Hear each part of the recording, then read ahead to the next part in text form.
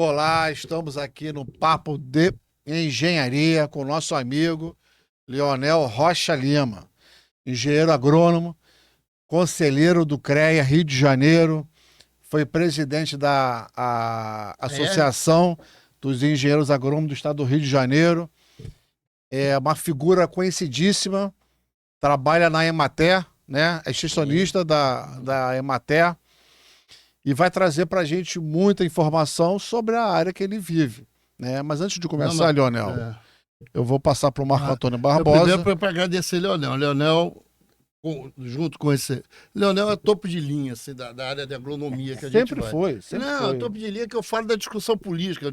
Mas sempre da foi, agronomia. por isso que ele chegou a presidente. Leonel, eu conheci Leonel quando o Leonel era presidente da associação, um pouquinho antes, o presidente da associação dos agrônomos no Rio de Janeiro. Aí frequentei lá a sala da associação, lá a sede da associação.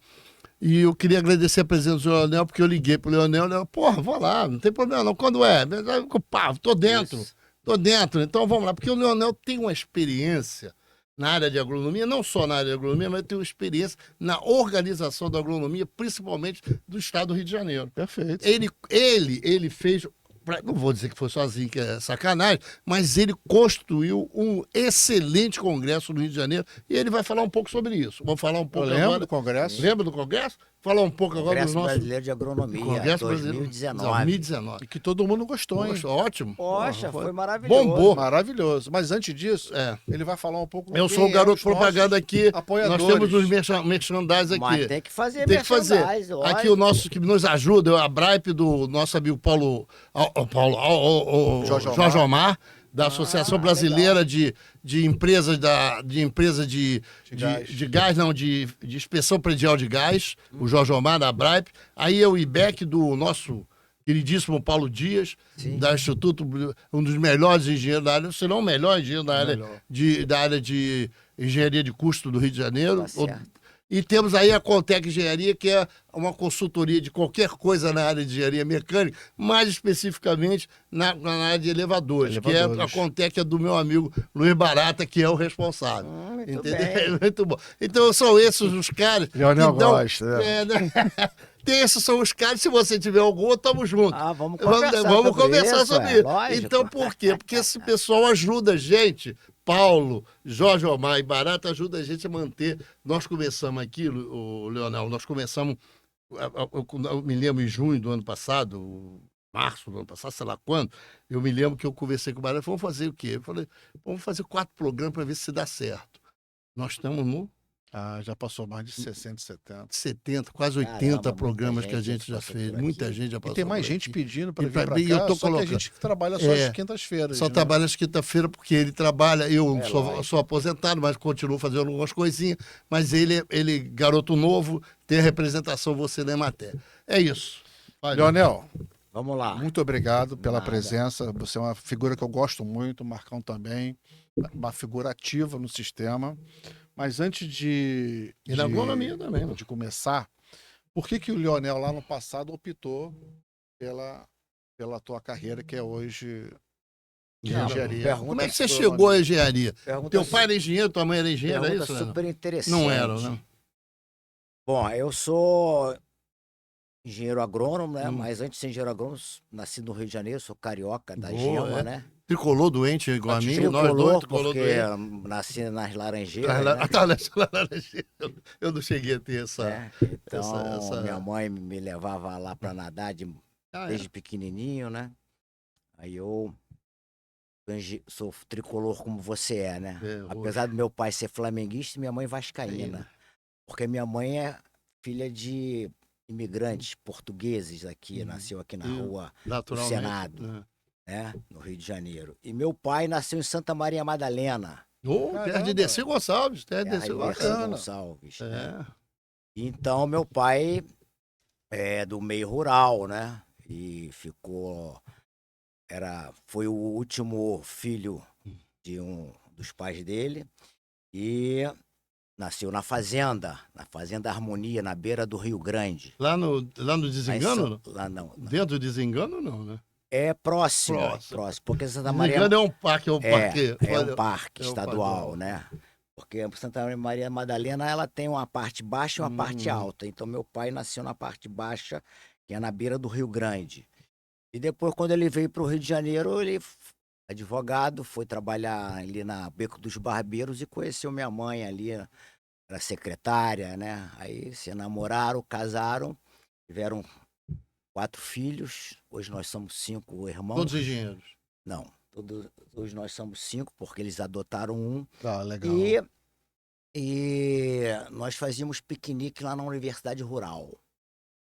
A Universidade Rural é muito bonita, né? É, linda, bonita. Então a gente ia fazer piqueniques lá para poder acompanhar Espetáculo lá, os primos da minha mãe, que eram paulistas, sempre vinham ao Rio de Janeiro.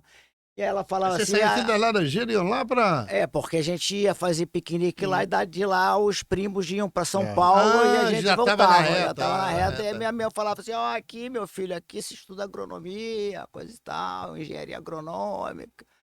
E meu pai do meio rural, a gente sempre viajava para o interior, né? Nas férias, né? Gostava muito de ir nas exposições agropecuárias. E aí eu fui sendo Pô, que história bacana, orientado assim pela minha mãe. Cada história que surge aqui, que eu fiz fico... agronomia. Cara, que legal. Você imagina ele lá na escola de agronomia lá, garoto pequeno, que a escola hoje, Não, é grande. naquela época era lotada de gente, os professores moravam Não, todos hoje eu nem sei se moram mais, mas moravam todos em torno da escola. Aquilo, Sim. Não, ainda é. A escola ainda é grande, mas naquela época tudo era maior, né? Muito maior, né? Porque hoje em dia o mundo ficou tão grande, né? Que as coisas grandes antigamente não são tão grandes Não hoje, são tão mas grandes hoje. a rural continua muito grande, grande. porque forma muita gente e leva o nome da agronomia. E forma muita gente do Brasil todo. Do Brasil todo. E formava muita gente, na minha época, formava gente da América Latina também. Então tinha muitos, nós chamávamos os gringos, né? Lá na universidade. E aí, você cursa? Não, aí você cursa, primário, ginásio, científico? Não, ali na época, antes da reforma do ensino, né? Você tinha o colégio agrícola, né? E você tinha um vestibular da Universidade Rural. Né? Então, atraía muitas pessoas do Brasil, né? E como eu te falei de novo, atraía muitas pessoas de outros países, né?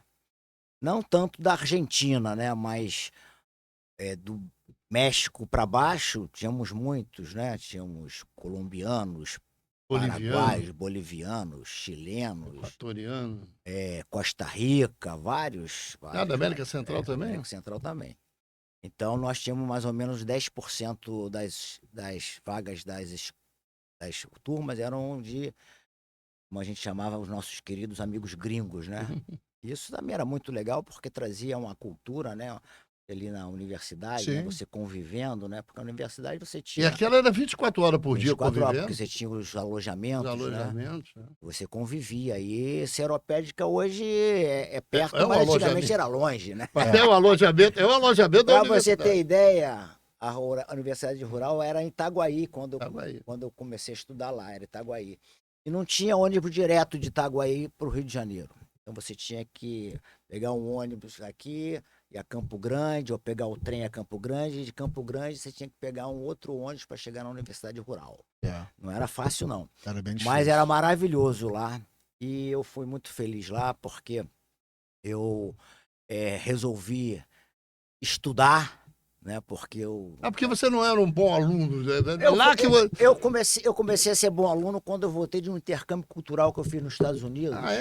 Tem essa história, tá vendo? Porque eu falei assim, agora eu vou ter que estudar, porque eu vou ter que fazer vestibular, Você fez intercâmbio de quê? Você fez intercâmbio de inglês lá? Eu fiz intercâmbio, aquele Youth for Understanding, né? Que era um programa que levou muitos filhos das pessoas do Rio de Janeiro, São Paulo, para ficar 6 meses nos Estados Unidos, né, para poder aprender a língua, né? E eu Você ficou 6 meses lá? Em 1972 eu fui Qual cidade você foi lá? O Novo México. Novo México era próximo, assim, do México, então a área completamente deserta, né? E lá eu aprendi que a agronomia é importante pra caramba, porque você tinha uma área desértica e tinha campos de golfe. aquele verde, né? Então ali você tinha o solo, a planta e a água, né? E aí você tinha aquele campo de golfe tudo verdinho no meio daquele deserto, campo né? de golfe, de fato, vamos combinar, é uma coisa muito bonita, né? Muito bonito. Aquele... Tem muita engenharia e muita agronomia num campo de golfe, como também tem num campo de futebol. Claro. Como tem nos parques esportivos, né? E apesar da minha pouca cultura e agronomia, essas coisas... Mas você vai falar um pouquinho sobre isso, né? Mas aí, como é que tu chega lá na escola de agronomia? Eu cheguei lá, comecei a estudar pra caramba, né? Falei, pô, vou ter que agora estudar, né? Aí eu me garanti em inglês, né? Me garanti em história, que eu gosto muito, geografia eu gosto muito, biologia também gosto muito. Trabalhava um pouco com a matemática também, né? E o português eu era sofrível. Mas melhorou muito. Mas eu fiquei muito bem colocado, passei em 22º lugar numa turma de 180, né? E me formei também muito bem formado, graças a Deus. E fiz também, aproveitei o tempo, não tive muita pressa para sair, porque muitas pessoas querem entrar na universidade e sair logo, e saem com poucas matérias, e aí você sabe que o que te dá, o que credencia você, né, na parte da experiência, da experiência, quanto mais o que você estuda na universidade. Então você não consegue ter atribuição se você não estudou na universidade. Então eu fiz uma carreira, uma escola bastante boa e peguei muita parte da zootecnia também. Zootecnia, você... E então foi muito bom para mim, até porque quando eu fiz o meu primeiro concurso, que eu fui ser agrônomo do Banco Nacional, eu concorri com 10 colegas meus da mesma turma. Nós éramos da mesma turma e tinha uma vaga só. E aí, porque os agrônomos se conhecem, né? Os agrônomos é bom que todos eles se conhecem. Todo mundo lá, fazendo a mesma prova, né? E tava difícil, porque era uma vaga só, né? Era uma vaga só para tinha 12, cara, uma vaga só. 10, né? 10. Aí o meu diferencial foi porque eu sabia mais zootecnia do que os outros. Aí eu passei ser engenheiro agrônomo do Banco Nacional, da empresa de planejamento. Zootecnia, só porque, dando uma explicada, ele trabalha mais do que com a parte de animais, né, cara? Porque aqui mas especificamente é o quê? É a parte da criação dos animais, é a parte do manejo Então, desde a parte da alimentação, né? Que aí entra a parte de gramíneas, né? De pastagens, né? E a parte de você trabalhar as instalações, também tem as instalações. Normalmente é pecuária, e o manejo. E o manejo e a produção do rebanho que você está trabalhando. Mas aí você foi para o Banco Nacional, zootecnia, fazer o que lá no Banco Nacional? Fui para o Banco Nacional ser engenheiro agrônomo. Engenheiro agrônomo. Mas aí que... Fazer avaliação? Eu fazia projetos de crédito. Você ia na fazenda, Isso. E fazer avaliação, porque eles pediam crédito. O Banco Nacional tinha as agências, e as agências tinham a carteira rural. E a carteira rural tinha que aplicar 25% do depósito à vista dos bancos. Se você não aplicasse os 25% na carteira agrícola, você tinha que recolher para o Banco Central, e aí não tinha remuneração, aquele recurso não só o Banco Nacional, todos os bancos.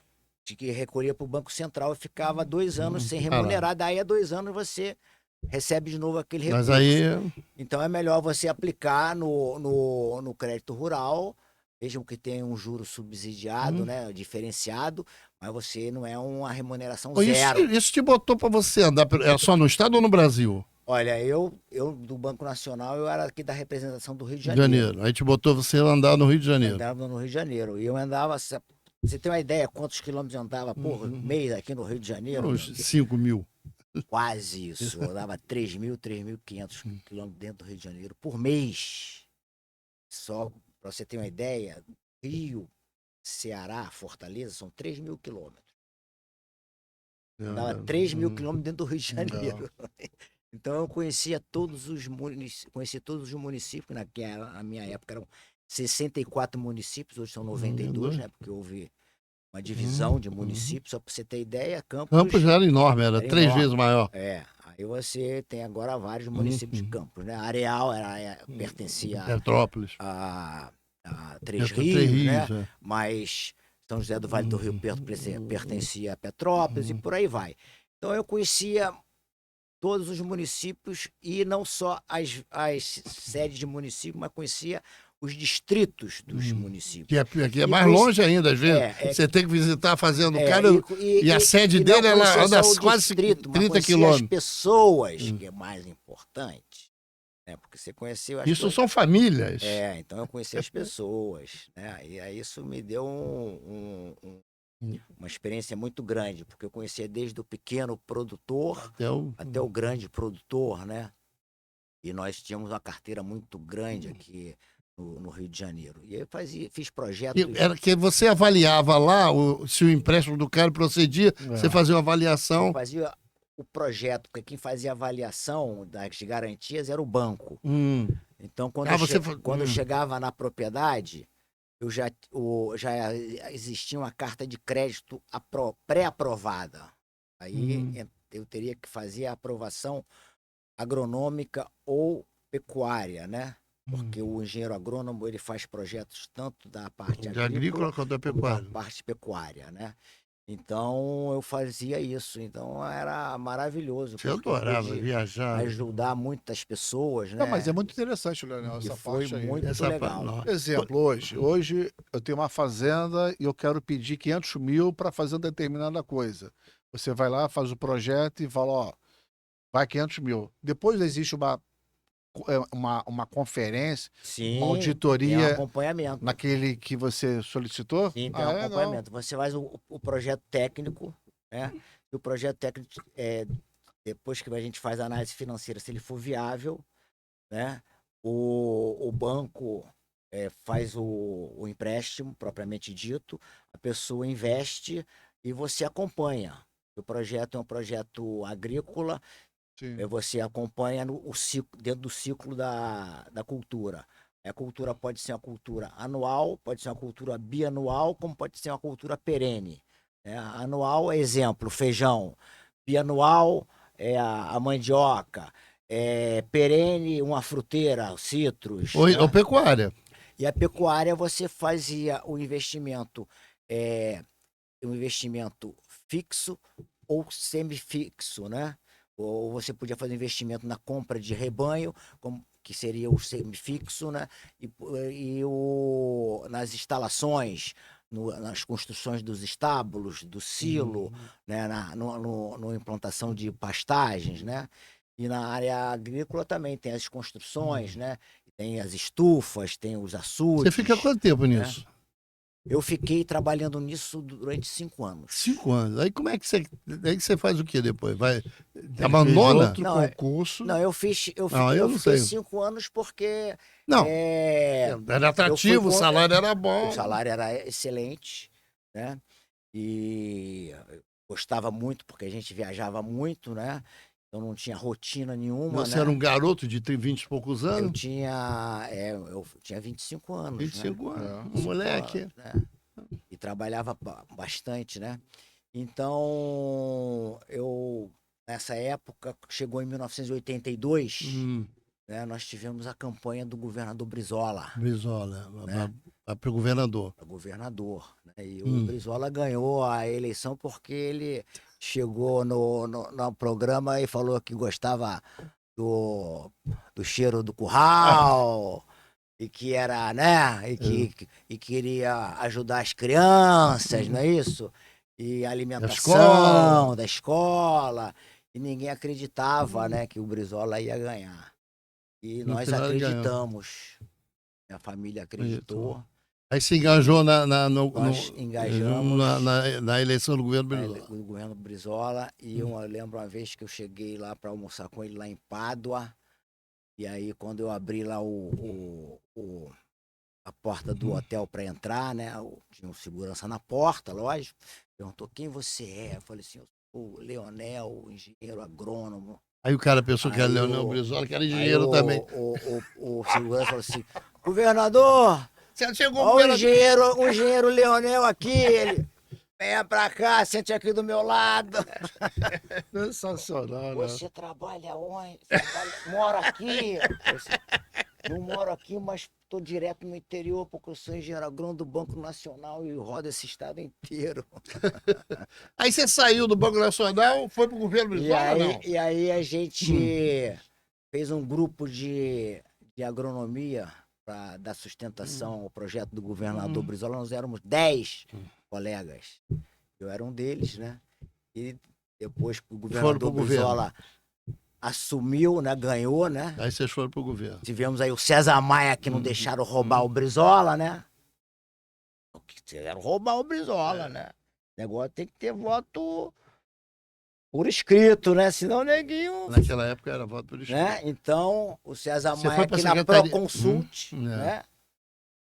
Barrou e o Brizola falou: vou chamar a Internacional aí para poder barrar esse processo aí, o pessoal da Globo.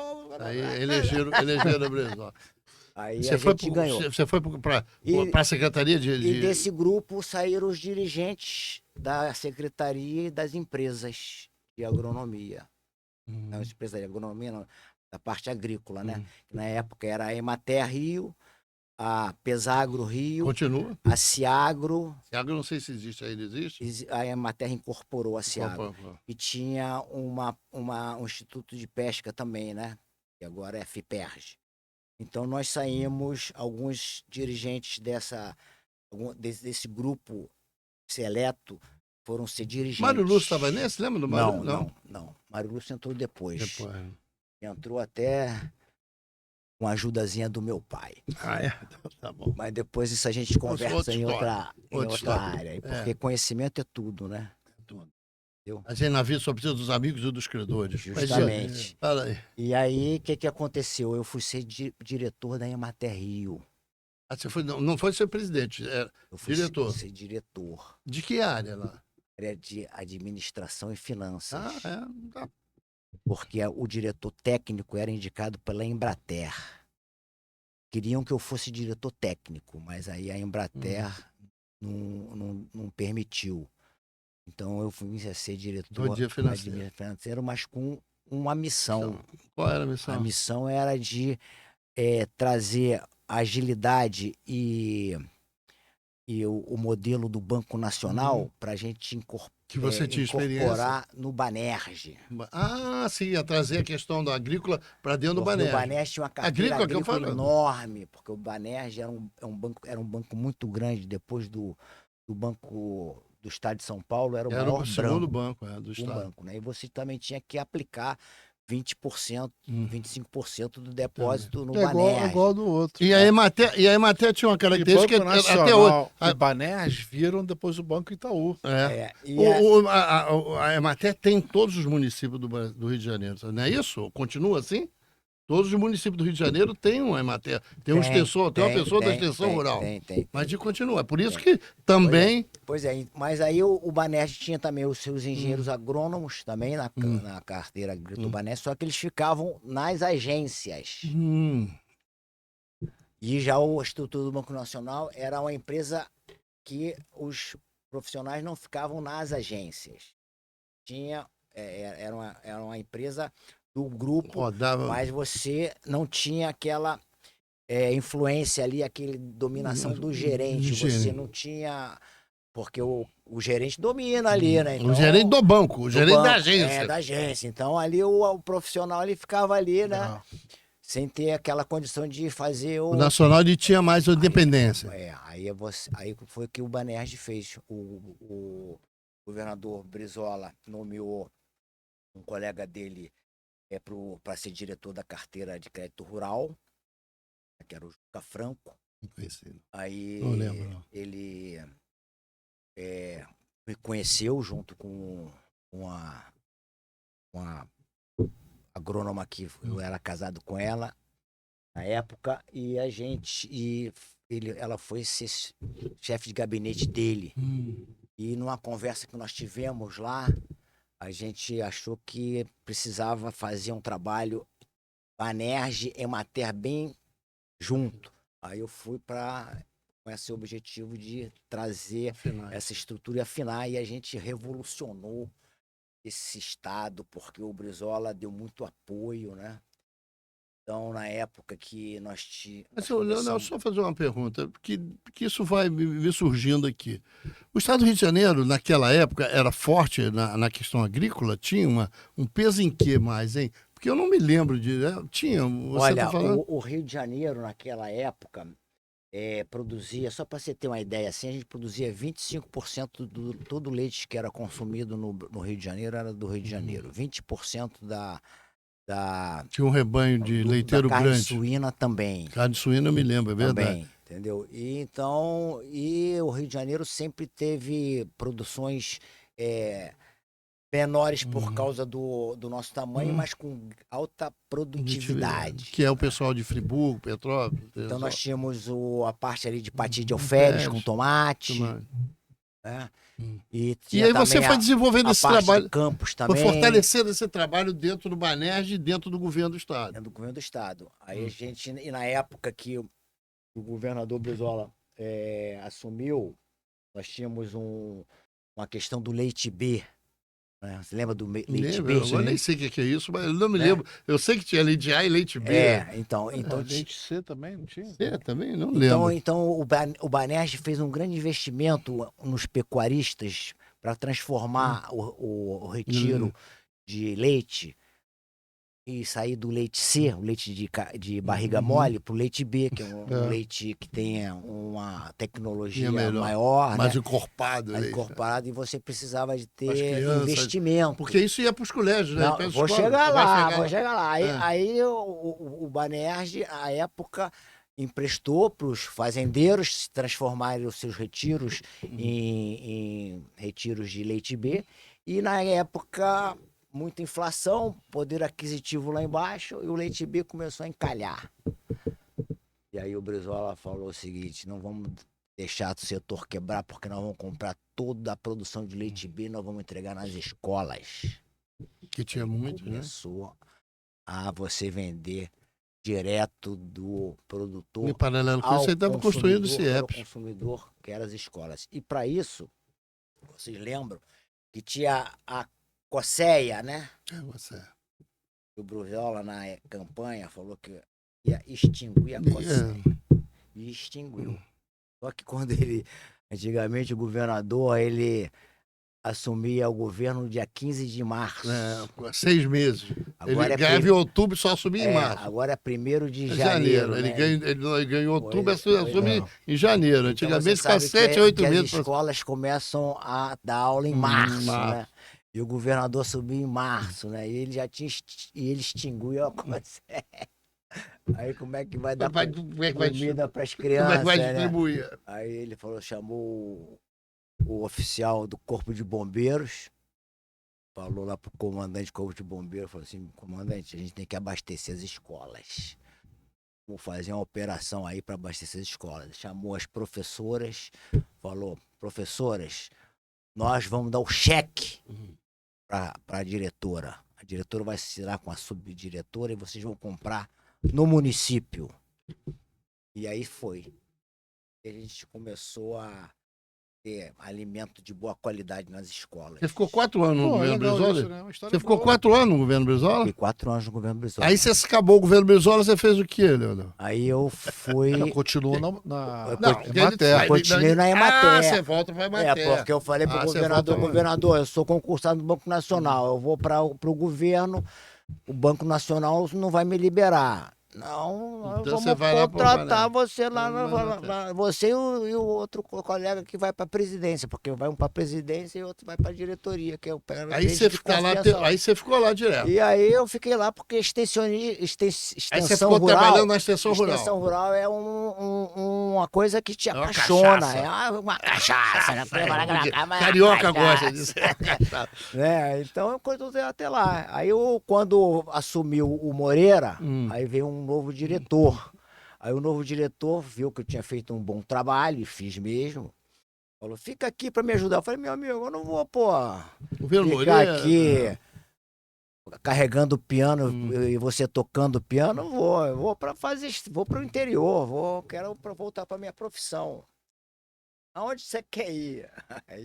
Aí eu tinha um escritório que não tinha engenheiro agrônomo, era Paraty. Eu pensei que era Santa Maria Paraty Madalena. Não, eu pensei que era Santa Maria Madalena. Paraty, 400 quilômetros. Santa Maria Madalena foi onde eu fiz o meu primeiro estágio. Na época da Santa Maria rural. Madalena, vou voltar para minhas origens. Mas lá era bom, se eu tivesse ido pra Aí lá. tu foi para Paraty. Aí fui para Paraty, que não tinha engenheiro agrônomo lá, porque também o pessoal não queria me mandar para onde eu escolhesse. Sabe como é que é essas coisas? Você vem de uma... De governo Brizola para o governo Moreira. Aí o pessoal queria mais ou menos me dar uma congelada, aquele negócio. Escolhe para onde você quer ir, mais longe possível é melhor. Aí foi a melhor coisa do mundo, porque eu fui para Paraty, cheguei lá, reabri o escritório, entendeu? Porque estava fechado, só tinha escritório. Tinha 3 áreas de reforma agrária. Aí a gente começou a trabalhar nessa questão e tinha lá uns católicos, fervorosos. Da Suíça que estavam querendo financiar o sindicato rural. Aí eu me juntei lá com o sindicato rural, as áreas de reforma agrária, comecei a trabalhar lá e fazer projeto. Nós recebemos um projeto dos católicos da Suíça, $100 mil à época. Fizemos trabalho... Esse é um... Trabalho... Uma potência.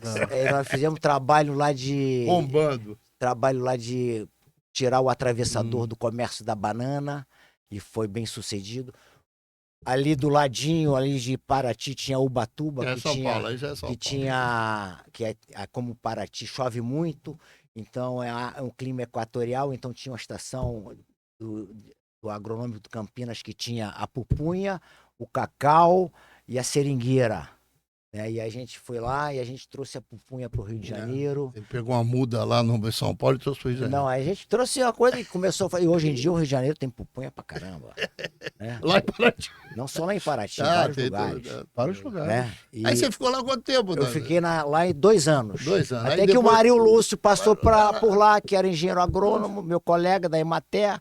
Falou, Leonel, pô, como é que tá? Eu tô bem aqui, Mário. Tô aqui fazendo trabalho, mas é o seguinte, eu tô indo pro meu segundo filho aqui. Em Paraty não é mole não, porque, pô, difícil aqui pra caramba. Quilômetros. Naquela época... Era muito mais. Você falou isso? Eu falei com ele, eu queria que você me transferisse, porque eu vou ter o meu segundo filho e queria chegar mais perto da lá minha do Rio família, de Janeiro. do Rio de Janeiro. Minha mãe tem um colégio muito bom lá no Rio, daqui a pouco meus filhos vão à escola, que a escola é difícil. Aí você veio pro Rio. Aí eu fui para Petrópolis. Mais perto. Mais pertinho. Você conhece Itaipava, o mercado de Itaipava? Muito. Eu ajudei a organizar aquele mercado lá, com a Emater, né? Organizamos aquilo. Até porque aquele mercado... É um excelente mercado. Né? Ele foi construído pelo nosso colega engenheiro agrônomo, que era prefeito de Petrópolis. Agora eu não estou recordando o nome dele. Lembro. Mas daqui a pouco vem. A gente vai falando Paulo assim. Gratacosta. Não, Paulo Gratacosta foi o que sucedeu.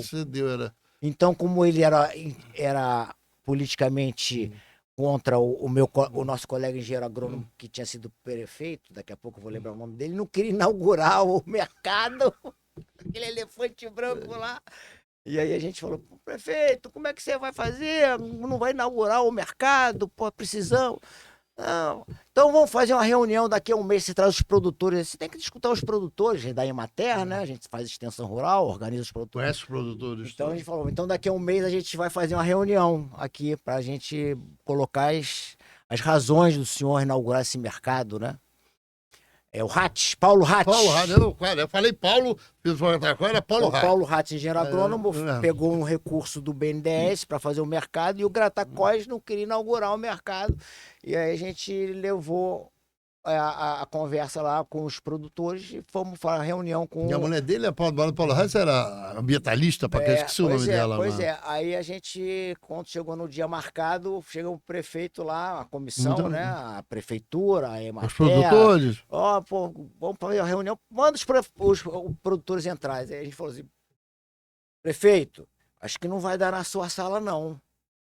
Chega aqui. Aí quando ele chegou na sacada, uns 300. Tinha muito produtor. Aí a gente fez igual a gente fez na Emater, quando a gente deu uma pressionada pro Brizola para poder assinar lá os planos de carro de salário. Aí levava os produtores todos. Aí a gente levou, o produtor levou trator, levou vaca, levou boi, levou cabrito, levantou. Aí botou tudo na sala do prefeito. Aí o prefeito, não. Teve que se comprometer com o setor e inaugurou o mercado. E agora recentemente, fez 36 anos. 36. Você sabe de quê? Você sabe de quê? Eu já estive lá várias vezes. Agora, esse mês que 36 passou. anos. 36 anos. Você aí ficou lá saiu de lá. Aí eu fiquei lá, trabalhando lá 2 anos e pouco. Aí o Brizola ganha de novo. Aí você volta pro governo. Aí o Tito Riffe foi seu secretário de Agricultura. Aí ele me chamou de lá para vir trabalhar aqui com ele. Aí você veio para o Rio. Aí juntou a fome com a vontade de comer, você voltou para o Rio com a família, para perto de todo mundo. Pois é. Aí veio para Laranjeira de novo. Aí vim aqui para o Rio. Aí eu queria voltar a ser diretor da Emater. Aí o Brizola, você sabe que o Brizola não gostava de nomear muito os correligionários. Não gostava de nomear ninguém. Ele gostava mais de convidar os outros. Porque ele é esperto, né? Isso aqui, pô. Ele queria aliados. Vou jogar. Os que já estão comigo, estão comigo. Vou jogar milho para as minhas galinhas, vou jogar para já estão comigo, estão comigo. Mas aí o Tito Riffe falou, Leonel, é o seguinte, se você voltar a ser o que você era, não é muito legal, e eu tenho uma missão aqui para você. Qual a missão? Quero que você me organize o departamento de abastecimento. Abastecimento aí geral, era agrícola... abastecimento, alimentação. Alimentação. É mesmo, Tito. Olha só, é um departamento novo aí na secretaria, né? Que foi a reforma que o Moreira fez. Acabou o departamento de economia, criou de abastecimento. Mas, missão dada, a gente vai tentar fazer. Agora eu vou precisar de uma equipe. Então você me apresenta os nomes. Eu vou precisar de 10 pessoas. Aí eu convidei várias pessoas.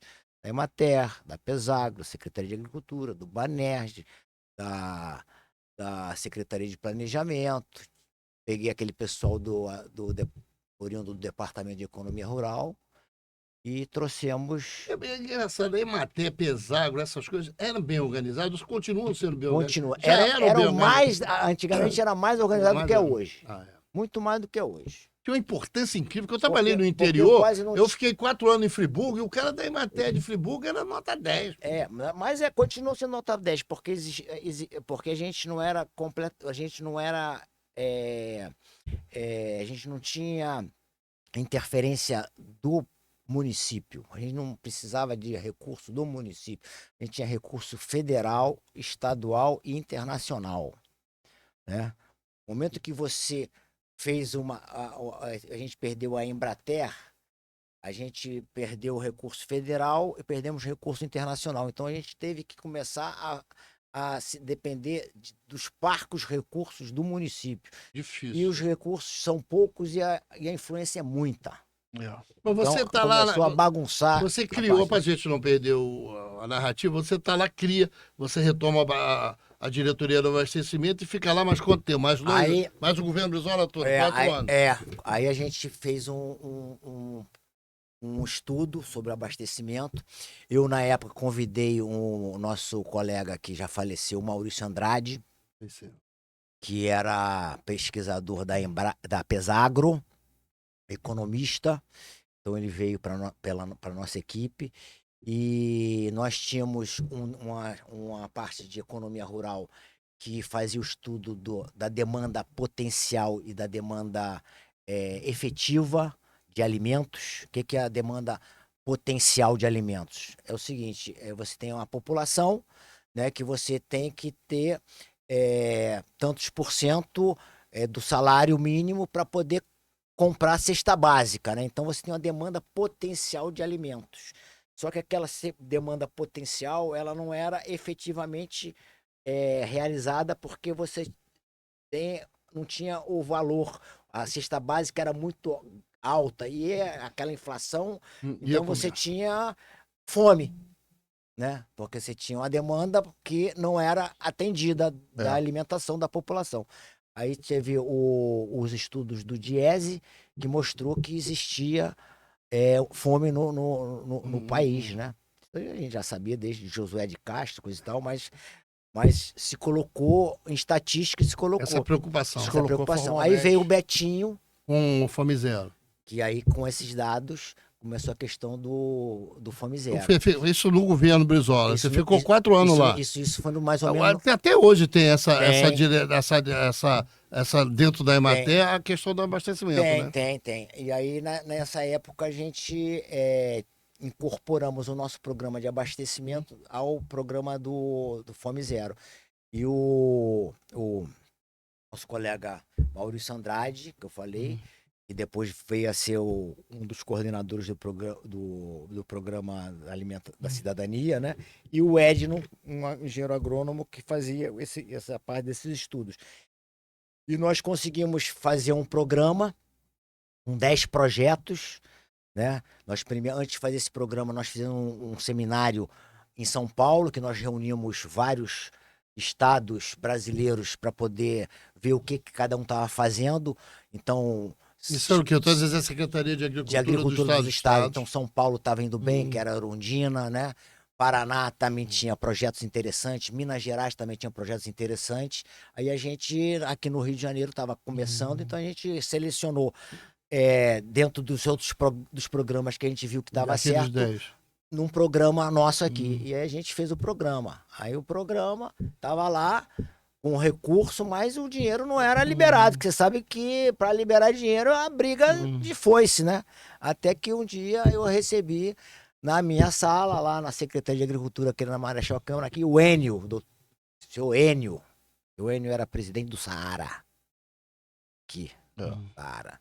Ele falou assim, Leonel, seguinte, eu quero fazer um sacolão, porque o sacolão era um sucesso. Mas foi a época dos sacolões, né? Época do sacolão, porque Minas Gerais começou a fazer o sacolão. A Ceasa de Minas Gerais, depois a Ceasa do Espírito Santo. Isso eram umas lojas que recebiam. Você vendia tudo preço único por quilo. Por quilo. Era um preço para todos os produtos, entendeu? Aí eu quero fazer isso lá, porque eu tenho um estacionamento lá no Saara que fica sábado e domingo sem ninguém. E eu tô querendo fazer isso. Falei, beleza, o senhor veio no lugar certo. Nós também temos nosso programa aí, tem um projeto que chama Projeto Sacolão Fixo. Porque tinha um volante, que era dos ônibus. Que tem até hoje? Que tem até hoje, tem os fixos. Aí eu falei, então tá bom, vamos lá ver a área. Aí fomos lá, vimos a área, ele falou assim, então tá bom. Falei, beleza, vamos começar quando? Semana que vem? O seu não dá, semana que vem não dá, mas daqui a 15 dias a gente começa.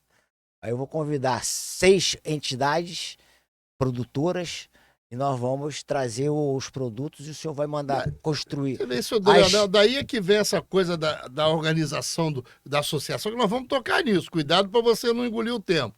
Mas vai terminando aí, termina. Então, aí a gente fez o projeto, trouxemos as organizações, trouxemos os produtos. Ele construiu lá as barracas pra gente, comprou as balanças, né, pros produtores, né, apesar as coisas. E aí eu fui no RJTV, primeira edição. Isso era 1900 quando? Essa era na época, era 1980, 1993. Já depois, já no segundo governo Brizola. 93. Aí eu falei no programa assim, falei assim, o Rio de Janeiro tem um programa de abastecimento que vai levar comida barata para a região, a cidade, a região metropolitana e o interior. E vamos começar com o sacolão volante amanhã lá no Saara. Caraca, eles... Outro dia nós chegamos lá para organizar os produtores, 5 da manhã, coisa e tal, já tinha uma fila assim, ó. De mais de 200 pessoas, 300 esperando pessoas. Para comprar.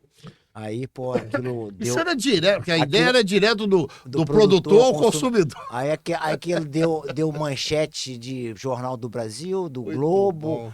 E aí o nosso dinheiro do orçamento foi liberado e a gente fez muita coisa. Você ficou quantos anos fazendo isso? 4 anos. Aí acabou o governo. Aí veio o Garotinho. O Garotinho, que era candidato a governador, né? Foi secretário de Agricultura. Aí ele juntou lá numa mesona grande que tinha lá da... Secretário de Agricultura? Secretário de Agricultura. O Tito Riff ainda me lembra. Garotinho me lembra da secretário de Segurança Pública. O Tito Riff foi pro programa de despoluição da Baía de Guanabara e o Garotinho foi secretário de Agricultura. E aí o Garotinho reuniu os diretores das empresas, dos departamentos, perguntou, o que você faz? Eu faço isso.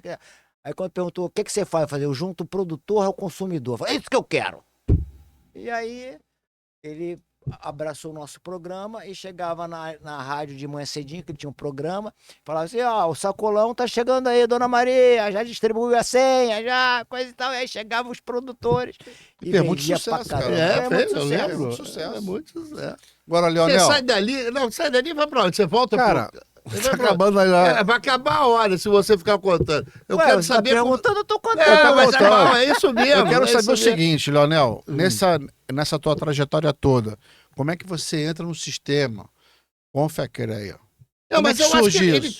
tá, ele tá Não, prestes a entrar ele porque tá nessa caminhada. Não, ele tá porque ele vai para a Associação dos Agrônomos. Ele Sim. vai Não, começar. ele vai por falar. causa disso, Sim. ele vai por causa dessas histórias todas, ou dessa história, dessa vivência dele, dessa experiência extremamente importante nele, ele vai acabar na associação. Eu sou associado à Associação dos Engenheiros Agrônomos desde... Desde a escola. 1980 e poucos. Eu tenho até uma carteirinha que eu andava com ela aí, da associação antiga, e aí a gente acompanhava, né? Até que eu fui diretor secretário do Jorge Antônio, que é seu colega, que foi presidente, fui diretor do nosso colega do Ministério Merola. Então eu sempre trabalhava Mas trabalhando na Emater. Eu sempre era dirigente, não como presidente, porque tinha outras pessoas que... Também você tinha essas queriam, atividades né? todas que você exercia no governo Brizola, depois veio o governo Garotinho, Isso, deve ter continuado e tal. Isso. Aí até que uma hora chegou a minha vez, né? O pessoal vai... Então, aí a nossa associação, inclusive, passou por uma época muito ruim, né? Porque não tínhamos pessoas que queriam assumir a associação. Porque, na verdade, os agrônomos no Brasil todo são, talvez, na engenharia, o mais organizado que tem. Eles são difíceis de se entender. Agrônomo daqui com um agrônomo dali. Mas do Rio de Janeiro são organizadíssimos. Nós somos de 1927, né? Nossa primeira entidade, a Sociedade Brasileira de Agronomia, de 1927. São precursores do CREA. Por isso que a gente tem a Confaiab tem assento no clube, no diretores, aquele... CEDER, né? CEDER e CEDEM, entidades nacionais por causa dos aí você aqui do Rio. Aí você assume a associação. Aí eu assumi a associação em 19... Aí você começa a viver o sistema. Eu já trabalhava no sistema antes, né? A gente frequentava o CREA, essas coisas todas, né? Os eventos do CREA, né? Aí era Chacon, era Reinaldo, não? Era antes, né? Era o Chacon, né? Chacon, em 95 era Chacon. Aí eu fui ser presidente da associação. Isso em 2011, mais ou menos. 2011. Mas você também tem uma... Eu substituí o Sérgio Sense, porque foi o Jorge, depois foi o Felipe Brasil, depois foi o Sérgio Sense, depois eu fui ser o presidente. Mas você está dentro com o Jorge, com o Felipe, com o Sense, você está dentro, sempre dentro dentro da das diretorias. Dentro das diretorias. Aí eu fui ser o diretor-presidente, o presidente, né? E aí a gente conseguiu voltar para nossa associação, nossa sede, porque a nossa sede estava alugada. A gente... Voltou para as salas que são até hoje. Aí consegui reformar. Eu lembro. Reformamos, fizemos uma reforma grande lá. E depois a gente começou a batalhar para fazer o Congresso Brasileiro de Agronomia. A Ana Paula também está nessa vivência, está dentro da tua diretoria. Aí a gente começou a batalhar para fazer o Congresso Brasileiro de Agronomia. Aqui no Rio? Aqui no Rio, porque o Rio de Janeiro ele é o estado que mais organizou o Congresso Brasileiro de Agronomia. Em 2019. Nacional. Porque a nossa profissão é de 33. Né? Então nós tivemos um congresso em 35 em São Paulo, em 37 em São Paulo de novo. E depois 39 fizemos aqui no Rio. Aí depois veio a guerra, aí parou de ter congresso. Aí quando voltou o congresso, aí o Rio de Janeiro só veio a organizar um congresso na época do Agostinho Guerreiro. E depois que o Agostinho Guerreiro organizou esse congresso, que foi em 84, mais ou menos, foi a época do governo Brizola, que a gente deu um apoio também. Você sabe que o sistema é basicamente montado em cima dos agrônomos. Os agrônomos têm um domínio do sistema Confecre, principalmente o Confia. Sempre os agrônomos têm uma grande maioria. Eu sempre diz os engenheiros agrônomos. Os engenheiros agrônomos têm uma grande maioria.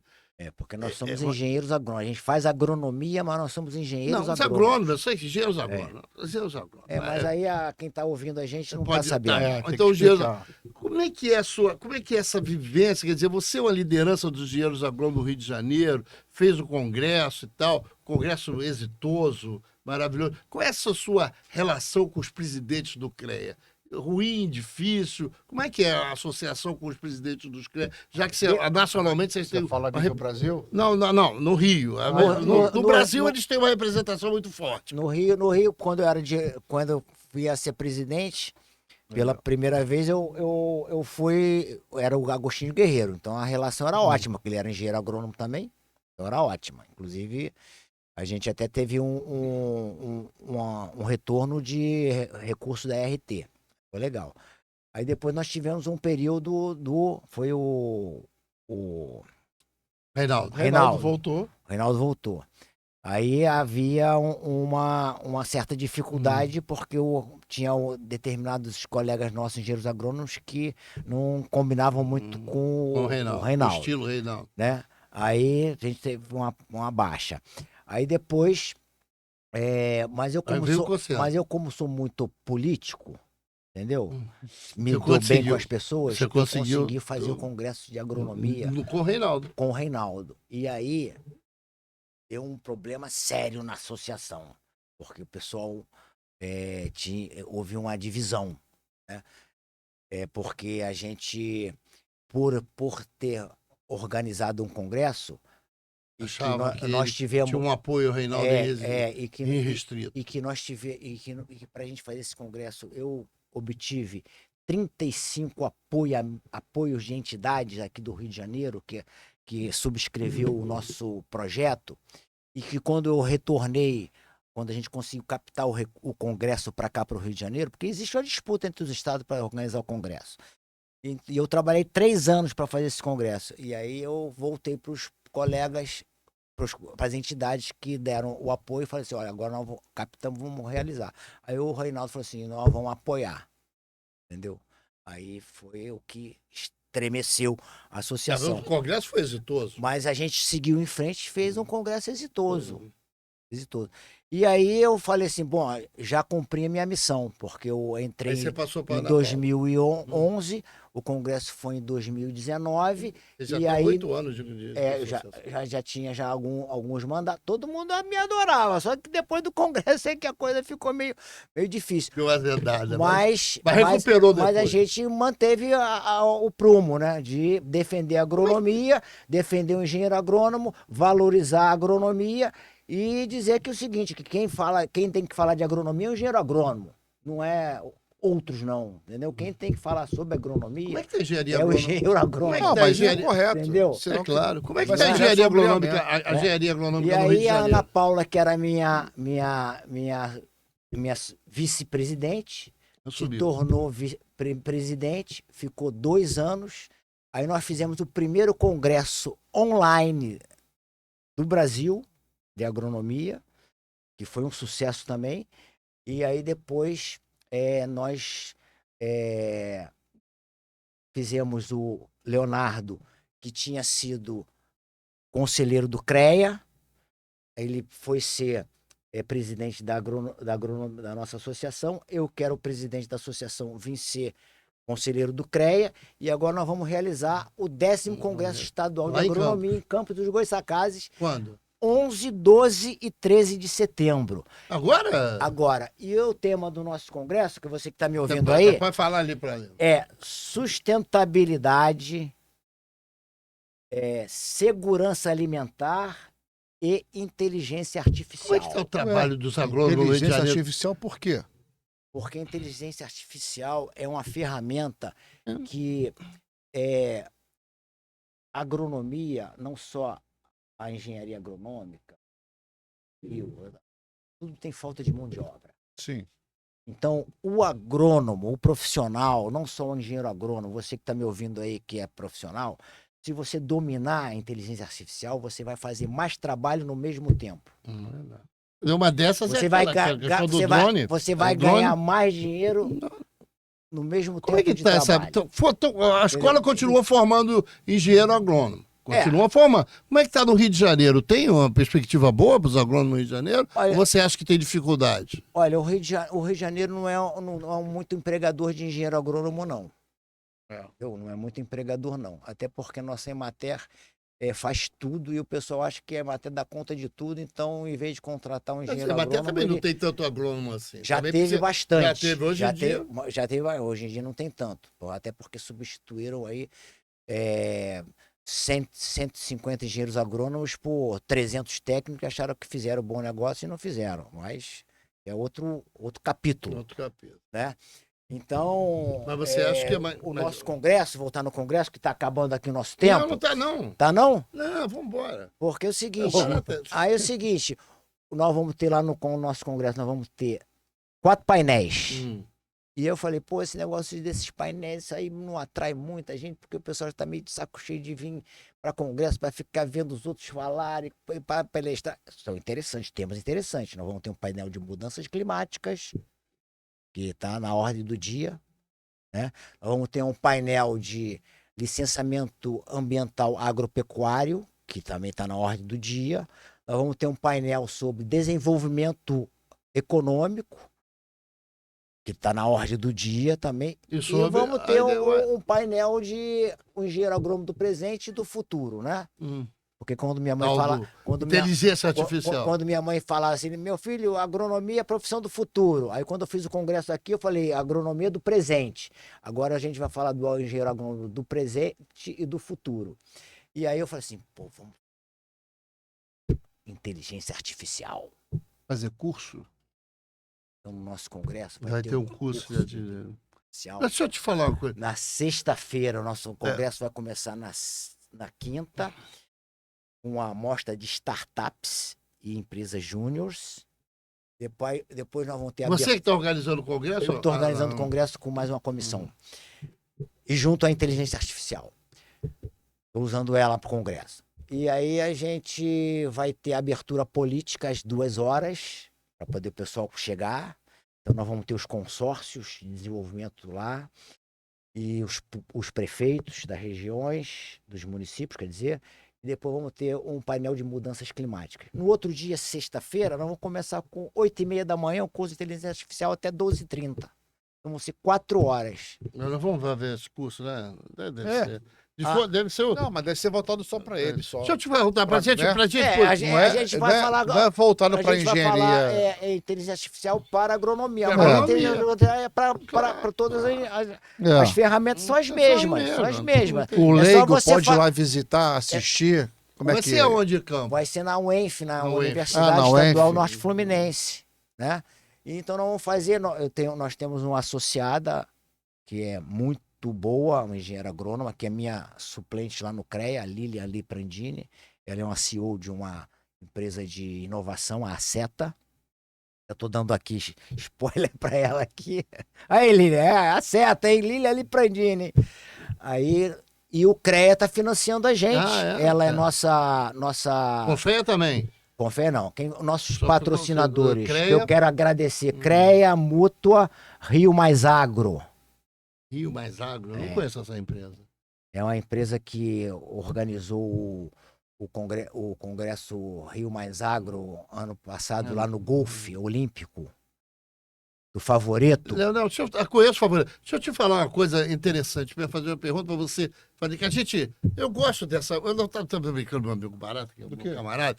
É assim, essa coisa do... Eu queria que você fizesse um pouco dessa coisa eu acho que continua a mesma coisa, que é a questão da graduação em engenharia, quer dizer, dos currículos. Como é que continua? Um pouco que você fala sobre se existe EAD na área de agronomia, eu ainda não vi, mas de repente pode ter. Tem muita coisa e a gente fica muito brabo com isso. É mesmo? Então, por favor, para poder a gente discutir um pouco essa questão do EAD, que a informação do Marco Túlio é que essa questão do EAD está muito ligada às universidades privadas. Sim, sim, até porque, né, todo mundo sabe, não estou eu aqui fazendo pesquisa, só escuto que as pesquisas que as nossas entidades fazem, né, o sindicato fez, o conselho fez, tem muitas EADs, né, e você sabe que existe Você acha que cabe EAD em agronomia? não cabe, existe um interesse aí dos parlamentares, né, que muitos parlamentares são dirigentes desses cursos de EAD, né? Mas isso é uma outra coisa. O que a gente acha é que engenheiro agrônomo não pode ser formado por EAD. Até porque a gente precisa ter um engenheiro agrônomo de qualidade, né? Tanto é que nós conseguimos agora no Confea a primeira certificação da engenharia da agronomia, né? Por quê? A qualidade vem caindo, né? Primeiro que você tem pessoas que chegam na universidade que às vezes não têm a base para poder ser universitário, né? Entendeu? Então já tem essa questão, né? Que é uma questão que eu não quero falar porque muitas pessoas acham que isso é questão ideológica, não sei o quê, de cotista, essas coisas todas, né? Mas eu acho que a gente tem que investir na criança. Como o Brizola sempre falou, a gente tem que investir na criança. A gente tem que alimentar a criança e tem que dar a criança ensino de qualidade. Possibilidade de né? ter uma né? escola de tempo integral. De tempo integral, essa coisa toda. Né? Para poder essa criança ter condições de se preparar para vir a ser um universitário. Né? Então, para a gente manter o nível da universidade. Mas com essa questão, no outro dia eu vi uma pessoa falar assim, agora a gente viu aí depois o resultado das cotas, mais do que 50% dos nossos formandos agora são cotistas, coisa e tal. Ou mas 50%, das cotas, mas 50% essas coisas assim. Eu sei que isso diminuiu o nível escolar. Mas eu acho que as cotas é só para corrigir uma coisa antiga que precisa ser corrigida. Sim, Eu não sou a favor de cota a vida toda. Aí você corrige uma coisa antiga e depois perpetua uma coisa errada mais para frente. Eu tenho que aprimorar o processo. Tem que aprimorar o processo. Agora aprimora como processo, né? Dando alimentação e ensino para a criança. Isso, é lá embaixo. Lá embaixo tem que começar. Né? Você é engenheiro, você começa o edifício pelo terraço? Não, claro que não. Então você tem que fazer Concordo com você, é verdade. Então eu sou aí. Então, nós da agronomia, a confederação, ela sempre faz todo ano, já há algum tempo atrás, desde reuniões dos dirigentes, dos diretores dos cursos de agronomia. E dessas discussões a gente viu que o profissional estava sendo mal preparado, mal formado. E uma das coisas básicas é a questão do EAD, né? E aí a gente trabalhou muito para que isso fosse extinto. E eu acho que está isso mesmo. Parece que está se conseguindo, né? Está se conseguindo alguma coisa. Está conseguindo alguma coisa. Eu ouvi você, quando estava entrevistando o Marco Túlio aqui, antes de me entrevistar, ele estava falando que a direito não tem mais EAD. Então não tem nem direito nem medicina. Não, nem medicina. Nem medicina, pois é. Por que na engenharia não acontece isso? Você tem essas questões políticas que a gente deixou acontecer. Pois é, pois é. Você tem alguma coisa, alguma referência com relação a essa mudança da 5.194? Você sabe alguma coisa? Muito pouco, assim, coisas que eu escuto falar lá no conselho. Eu acho que você é mais de uma operacional de fazer a coisa a coisa se realizar na área de agronomia. Eu sou mais, vamos assim dizer, mais operacional, sou um cara mais realizador, mais captador de recursos. Por onde eu passei, sempre captei recursos, sempre deixei legado. Lá na Emater mesmo, quando eu passei na Emater lá em 83. Nós compramos de uma vez só, nós compramos 88 carros. Agora o pessoal aluga os carros, a gente comprou, a gente mandou construir, mas fizemos um projeto para construir escritórios locais, entendeu? Então a gente treinava os produtores, treinava os técnicos, a gente fazia excursões, fazia uma opção de coisa. A questão da agricultura no Rio de Janeiro é tão pouco... É por falta de visão, sabe por quê? Porque é o seguinte, deixa eu te falar, Marcão. No Rio de Janeiro. Ele tá acabando aí, mas eu vou te falar. Já acabou. Só para deixar aí uma coisa, uma caraminhola aí na cabeça de quem tá nos ouvindo ou vai nos ouvir. o dinheiro da agronomia, da agricultura, em relação a indústrias de base, vamos dizer assim, aqui no Rio de Janeiro, petróleo, ou automotiva, ou metalúrgica, porque o Rio de Janeiro é um grande polo metalúrgico. Quanto é que custa para você fazer uma indústria, uma siderúrgica, uma metalúrgica? Custa bilhões. E aí os municípios brigam entre eles para aquela indústria vir para o seu município. Então isenta todos os impostos possíveis. E aí, ali no caso de Resende, Itatiaia, então aquelas empresas ali estão todas isentas de impostos. Teve lá, vamos dizer, 5 mil funcionários na época que construíram. Agora tem 300 funcionários. É tudo automatizado, robotizado, né? Lógico que tem as indústrias de autopeça em volta delas ali, mas gera pouco emprego e gasta muito, entendeu? Para poder implantar a indústria. Agora você vai para a área agrícola, você com um dinheiro muito menor, você pode fazer uma atividade permanente que vai empregar muito mais pessoas e vai empregar de forma permanente.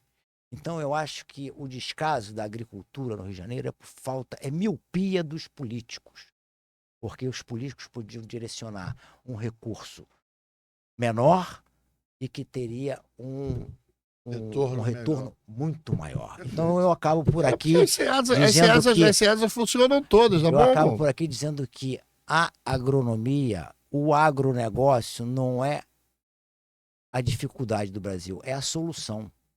Porque nós, no Brasil, com a agronomia tropical, né, com a agricultura tropical que nós aprendemos a fazer, a gente antigamente fazia uma agricultura meio adaptada do clima temperado. Aí nós, aqui, com as nossas universidades, as nossas empresas de pesquisa, a Pesagro, a Embrapa e as outras empresas estaduais, nós aprendemos a fazer agronomia tropical.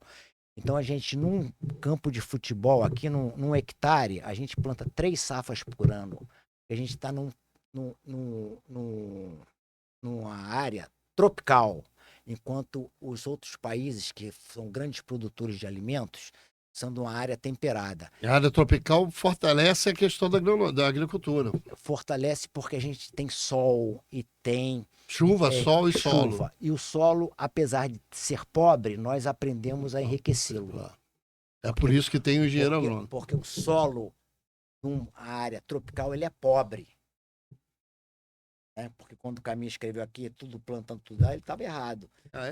Porque o solo é pobre aqui nos trópicos. Porque chove muito, então lava os nutrientes. Já no clima temperado, você tem os solos mais férteis. A Ucrânia, a Rússia, os Estados Unidos, o Canadá, a Argentina, tudo área temperada. Mas nós somos a segunda ou terceira agronomia no mundo. Ninguém planta por hectare como a gente planta por hectare. Pois mas porque a gente fez uma agronomia tropical aqui, a gente aprendeu a plantar. Então eu planto aqui a soja em setembro, outubro. Então vai setembro, outubro, novembro, dezembro. Dezembro eu colho a soja. Aí chega em janeiro, eu planto milho. Aí vai e planto uma sementezinha de braquiária. Então vem janeiro, fevereiro, março, abril, maio. Maio eu colho milho, né? E aí depois, junho, julho, agosto, setembro, eu solto gado. Então eu faço soja, milho e carne no mesmo hectare. Os caras estão doidos com a gente. Alto rendimento. Alto rendimento. Então, quando a Embrapa, antes da Embrapa ser criada, os nossos colegas foram aprender lá fora. Agora as pessoas têm que vir aprender aqui. Você sabe que Ana Paula Guimarães disse uma coisa aqui do cacete, que queria que você, nós vamos terminar, queria que você comentasse um pouco. Ela fala assim, olha, o Brasil tem 250 milhões de grãos. Planta 250 milhões de grãos, uma coisa assim. Hectares, talvez. Hectare, uma coisa grande pra cara. E com 1/5 disso, a gente acaba com a miséria do Brasil. 1/5 dessa produção, a gente acaba com a miséria do Brasil. Por que a gente não acaba com a miséria? Porque não tem dinheiro para comprar os alimentos, porque a questão da quantidade da produção de alimentos nós resolvemos, os agrônomos resolveram. Agora então tá com os economistas então agora. Né? A gente, você estudou, você conheceu o teorema de Malthus, né? A população cresce em PG e a produção de alimentos cresce em PA, não é isso? Então nós resolvemos. Resolvemos o PG e o PA. Então deixa agora os economistas resolver a distribuição de renda. Os economistas junto com os políticos. Esse é o problema hoje.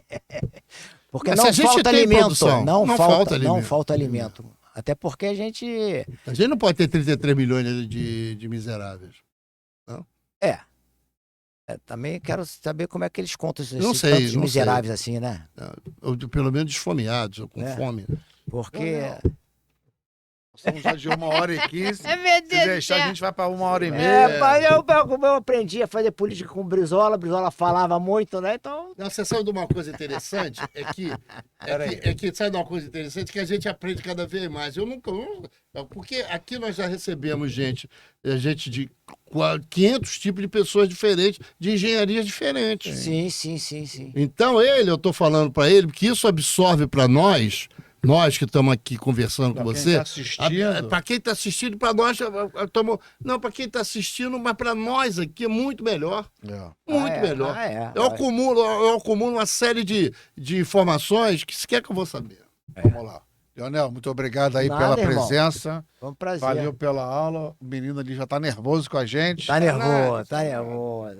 E foi bom, muito bom. Parabéns. Aí. A gente pode voltar, depois do congresso eu volto. Isso, a gente marca de novo, você volta para falar sobre o congresso. Isso. Repete, o congresso vai ser quando?